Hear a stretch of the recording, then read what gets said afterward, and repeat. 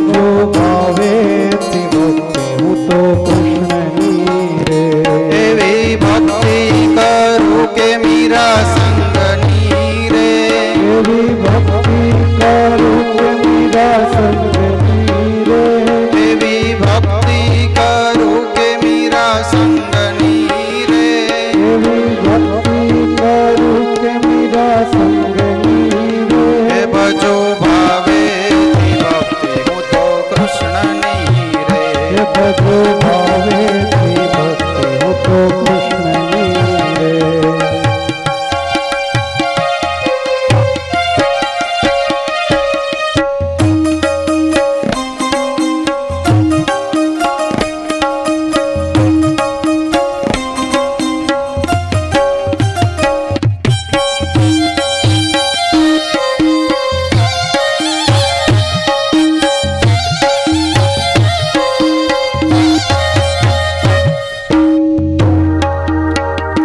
તારી કૃપા તે કેવી અપરંપાર છે રે તારી કૃપા તે કેવી અપરંપાર છે રે માંગો ટુકડા જેટલું તો મળે સાગર સમાન માંગો ટુકડા જેટલું તો મળે સાગર હે સમાન ભજો ભાવેથી ભક્તિ હું તો કૃષ્ણની રે ભજો ભાવેથી ભક્તિ હું તો કૃષ્ણની રે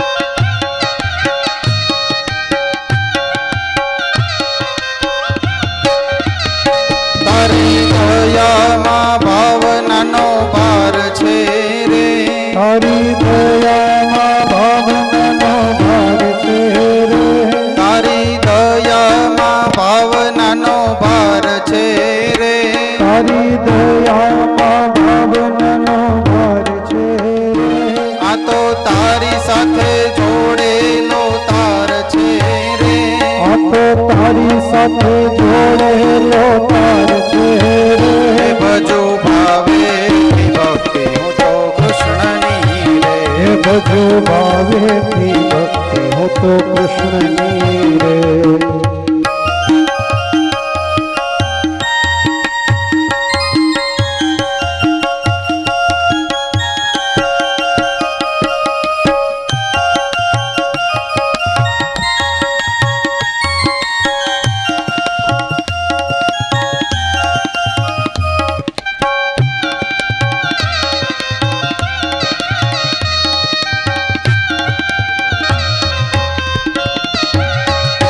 આખી દુનિયામાં એક જ તો લાલ છે રે આખી દુનિયામાં એક જ તો લાલ છે રે આખી દુનિયામાં એક જ તો શ્યામ છે રે આખી દુનિયામાં એક જ તો શ્યામ છે રે અમ ભક્તોનો શીતળ વિશ્વાસ છે રે ઓમ ભક્તોનો શીતળ વિશ્વાસ છે હે રે ભજો ભાવેથી ભક્તિ હું તો કૃષ્ણની રે ભજો ભાવેથી ભક્તિ હું તો કૃષ્ણની રે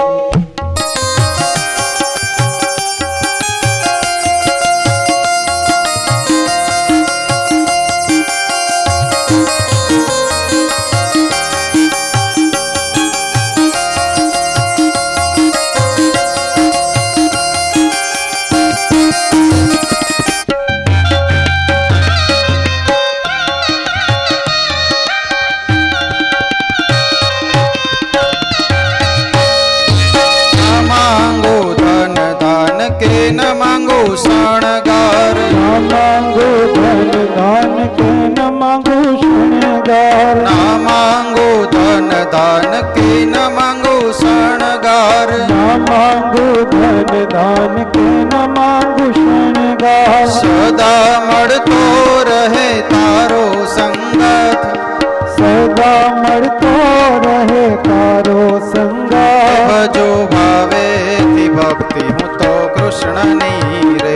ભજો ભાવેથી ભક્તિ હું તો કૃષ્ણની રે.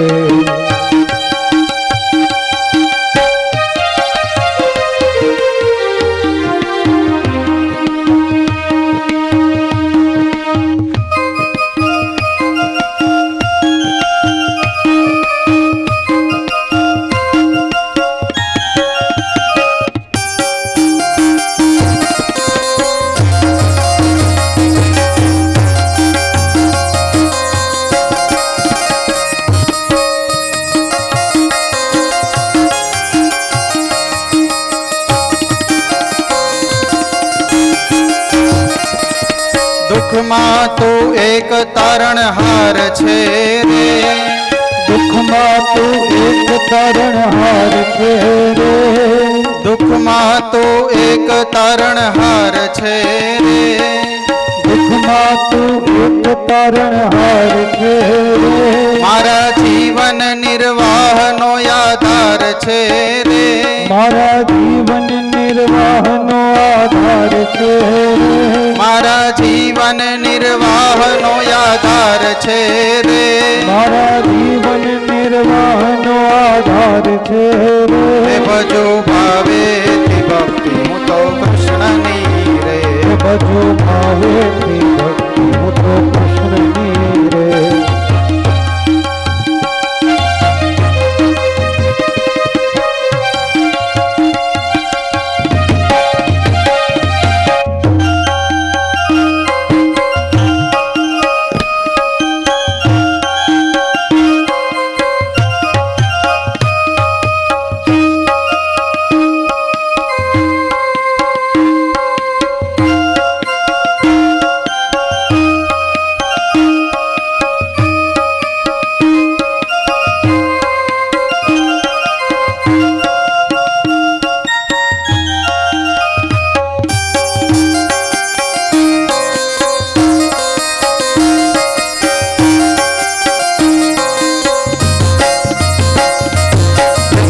અર્જુનને શીખવ્યા યુદ્ધ પાઠ રે. એ તો અર્જુનને શીખવ્યા યુદ્ધ પાઠ રે. તે અર્જુનને શીખવ્યા યુદ્ધ પાઠ રે. તે અર્જુનને શીખવ્યા યુદ્ધ પાઠ રે. એવો બનજે સંસારનો સારથી રે. એવો બનજે સંસારનો સારથી રે. એવો બનજે તો ગોપીઓનો સાથી રે. એવો બનજે તું ગોપીઓનો સાથી રે. એવો બનજે તો ભક્તોનો સારથી રે. એવો બનજે તું ભક્તોનો સારથી રે. હે ભજો ભાવેથી ભક્તિ હું તો કૃષ્ણની રે. હે ભજો ભાવેથી ભક્તિ હું તો કૃષ્ણની રે. હે ભજો ભાવેથી ભક્તિ હું તો કૃષ્ણની રે. હે ભજો ભાવેથી ભક્તિ હું તો કૃષ્ણની રે. હે ભજો ભાવેથી ભક્તિ હું તો કૃષ્ણની રે.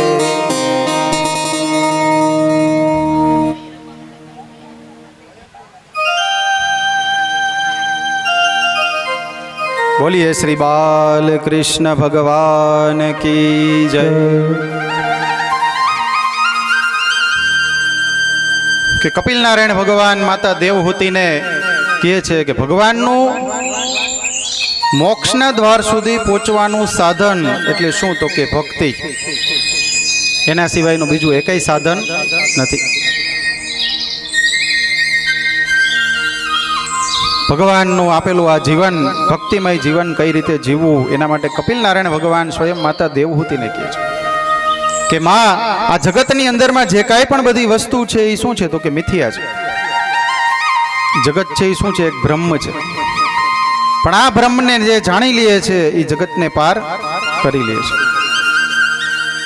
અને આપણા જીવનની અંદર પણ એવું જ છે કે ભગવાને આપણને બધી વસ્તુ આપી છે, પણ આ વસ્તુનો ઉપયોગ કઈ રીતે કરવો એ જ માત્ર ખાલી આપણે શીખવાનું છે. કોઈને સારી વાણી આપેલી છે તો એ વાણીનો ઉપયોગ ક્યાં કઈ રીતે કરવો એ શીખવાનું છે. કોઈને જાજી સંપદા આપી છે તો એ સંપદાનો ઉપયોગ ક્યાં કરવો એ આપણે સમજવાનું છે. ભગવાને દરેકને કંઈક ને કંઈક વસ્તુઓ આપેલી છે. આજ કપિલ નારાયણ ભગવાનને માતા દેવહૂતિને ઉપદેશ આપી તમામ જે બીજા ઋષિ મુનિઓ છે એને સાંખ્ય શાસ્ત્રનો ઉપદેશ આપ્યો કે ઋષિ મુનિઓને કીધું કે તમારું જે જીવન છે ને બીજા લોકો માટે આદર્શ બને એવા કંઈક આચરણો, એવા કંઈક સત્કર્મો. આજે ભારતીય જે વર્ષ છે એ ઋષિ પરંપરા પ્રમાણે ચાલ્યું આવે છે.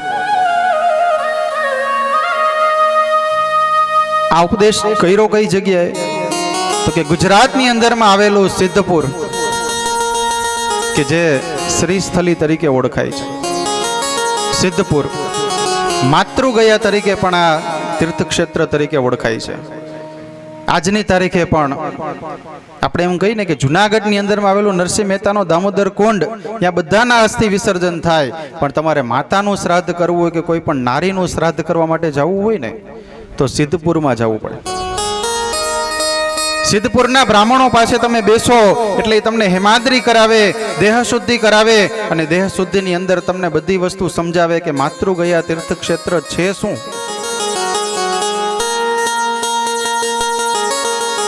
ત્યાંના બ્રાહ્મણો આજની તારીખે પણ માતૃગયા તીર્થક્ષેત્રની અંદર તર્પણ કરાવે છે, પિંડદાન કરાવે છે અને શ્રાદ્ધનો વિશેષ મહિમા છે એ આપણને સમજાવે છે. આ કલિકાલની અંદરમાં સિદ્ધપુર ક્ષેત્ર સૌથી પ્રચલિત છે. એવું ને એવું તીર્થક્ષેત્ર ગુજરાતમાં આવેલું સોમનાથની બાજુમાં પ્રાંચીમાં આવેલો પીપળો કે તમે 100 વાર કાશી જાઓ અને 1 વાર તમે પ્રાંચી જાઓ ને એટલું પુણ્ય તમને પ્રાંચીનો પીપળો છે એ આપે છે. કૃષ્ણ ભગવાન જ્યારે મહાભારતના યુદ્ધ બાદ ભગવાન પોતે સ્વધામ ગમન પધાર્યા ત્યારે ભગવાને પોતાનું એક તેજ આ શ્રીમદ ભાગવતની અંદર પધરાવ્યું અને આજે આ ગ્રંથને 5126 વર્ષ પૂર્ણ થયા. પણ આજની તારીખે પણ શ્રીમદ ભાગવતની કથાઓ બધી જગ્યાએ ગવાય છે. નકર આ ગ્રંથ કેટલા વર્ષો પહેલા રચાણો હતો છતાં પણ આ ગ્રંથ ગવાય છે તો આ ગ્રંથની અંદર કાંઈક તો હશે ને. અને શ્રીમદ ભાગવત એક જ કથા એવી છે કે શ્રીમદ ભાગવતને મોક્ષ ગાથા કહે છે. રામચરિત માનસની કથા હોય તો આપણે એમ ન કહી કે રામ મોક્ષ ગાથા, શિવ પુરાણ હોય તો શિવ મોક્ષ ગાથા ન કહી શકી. પણ શ્રીમદ ભાગવત 4 વેદ 6 શાસ્ત્ર 108 ઉપનિષદો, તમામ વેદો ઉપનિષદોનો નિચોડ કાઢ્યો હોય. વેદો ઉપનિષદોમ સારા જાતા શ્રીમદ ભાગવતી કથા કે વેદો અને ઉપનિષદોનો જે કાંઈ પણ સાર છે એ સાર શેમાં જાય છે? શ્રીમદ ભાગવતમાં જાય છે. કે જે શ્રીમદ ભાગવતની કથા મહર્ષિ વેદવ્યાસે લખી, પણ લખનાર વ્યક્તિ આ કથાને લખે પણ વાંચનાર જો આ કથા વાંચે નહીં ને તો લખનારની કોઈ કિંમત થતી નથી. ક્યારેય શું નથી થતું? લખનાર લખે પણ વાંચનાર વાંચે નહીં ને તો લખનારની કિંમત થાય નહીં. મહર્ષિ વેદવ્યાસે આ ગ્રંથ લખ્યો પણ સુખદેવજી મહારાજ આ ગ્રંથને ભણ્યા અને મારા ને તમારા જેવા અનેક લોકોને એને ભણાવ્યા છે. એટલે એ પરમહંસોની કક્ષાએ પહોંચેલા સુખદેવજી મહારાજ. અહીંયા તૃતીય સ્કંદની સમાપ્તિ થઈ. 2 મિનિટ આપણે સૌ હરિસ્મરણ કરીએ. હરે રામ રામ રામ સીતા રામ રામ રામ.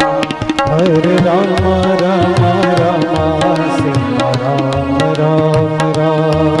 હરે રામ રામ રામ સીતા રામ રામ રામ. હરે રામ રામ રામ સીતા રામ રામ રામ. સીતારામ સીતારામ સીતારામ સીતારામ. સીતારામ સીતારામ સીતારામ સીતારામ. રાજા રામ રામ રામ સીતારામ રામ રામ. રાજા રામ રામ રામ સીતારામ રામ રામ. રાજા રામ રામ રામ સીતારામ રામ રામ. રાજા રામ રામ રામ સીતારામ રામ રામ. अब तो कृपा करो राम, अब अब तो दया करो राम। अब तो कृपा करो राम, अब तो दया करो राम। अब तो कृपा करो राम, अब तो दया करो राम। अब तो कृपा करो राम, अब तो दया करो राम। हरि शरण में लो, प्रभु शरण में लो। हरि शरण में लो, प्रभु शरण में लो। हरि शरण में लो, प्रभु शरण में लो। हरि शरण में लो, प्रभु शरण में लो। मेरी नैया पार लगा जाओ। मेरी नैया पार लगा जाओ। सीता राम राम राम, सीता राम राम राम। सीता राम राम राम, सीता राम राम राम। राजा राम राम राम, सीता राम राम राम। राजा राम राम राम, सीता राम राम राम। राजा राम राम राम, सीता राम राम राम। राजा राम राम राम, सीता राम राम राम।